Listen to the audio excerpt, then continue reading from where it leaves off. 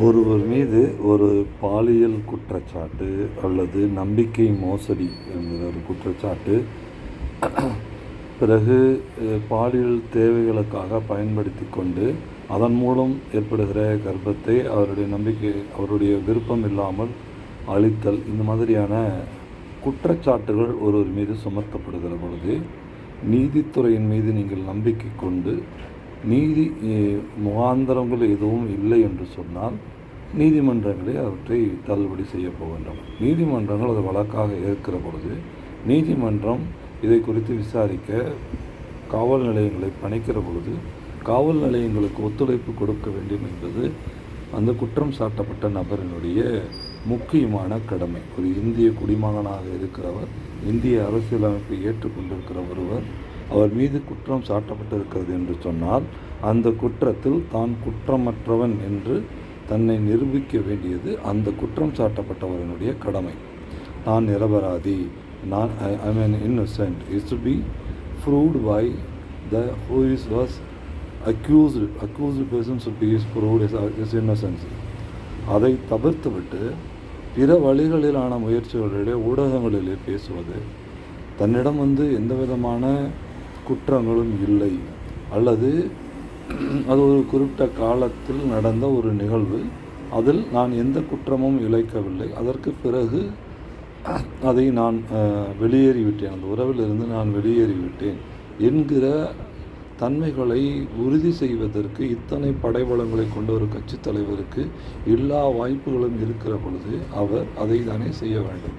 அதை தவிர்த்துவிட்டு வீட்டிற்கு வருகிற சம்மனை பெற மறுப்பது, பெறுவதற்கான வாய்ப்புகளை, ஒரு சம்மன் வருகிறது என்று சொன்னால் காவல் நிலையங்களிலிருந்து ஒரு சம்மன் வருகிறது என்பதை கூட அறியாத ஒரு கிராமத்தானால் அல்ல அவர். ஒரு நகரத்தில் வசிக்கிறார், ஒரு கட்சியினுடைய தலைவராக இருக்கிறார்.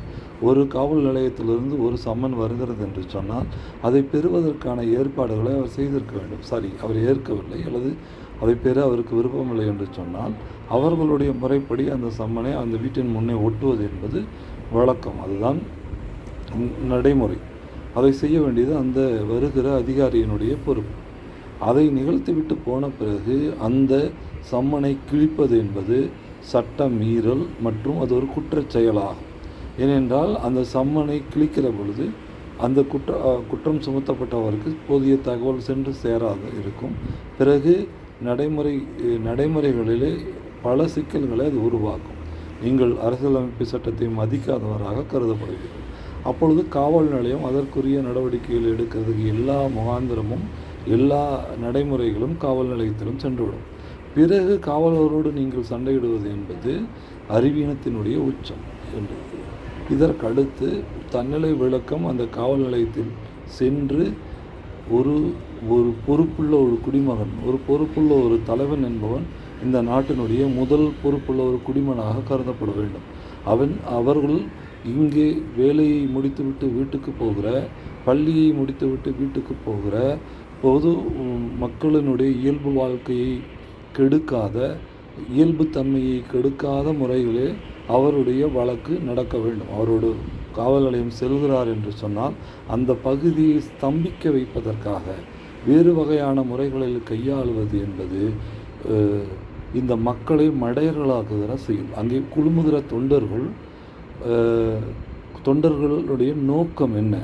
நாங்கள் இவ்வளவு ஆட்களை நாங்கள் கொண்டிருக்கிறோம் என்று நீங்கள் பறைசாற்ற விரும்புகிறீர்களா? அந்த வழக்கினுடைய நோக்கம் குற்றம் சாட்டப்பட்ட அவருக்கும் குற்றம் சுமத்துகிறவருக்குமானது.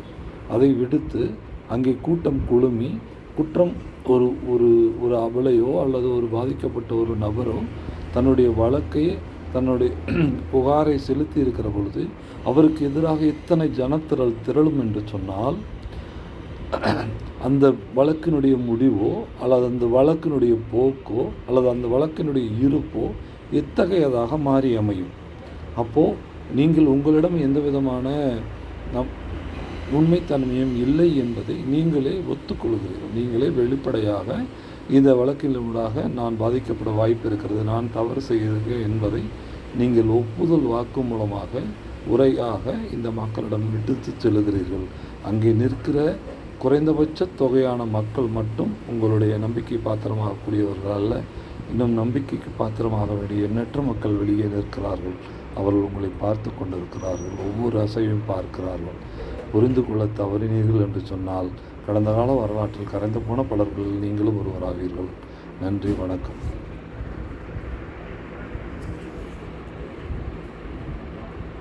సెల్బీసీ ఘటన తెలంగాణ ప్రజానికానికి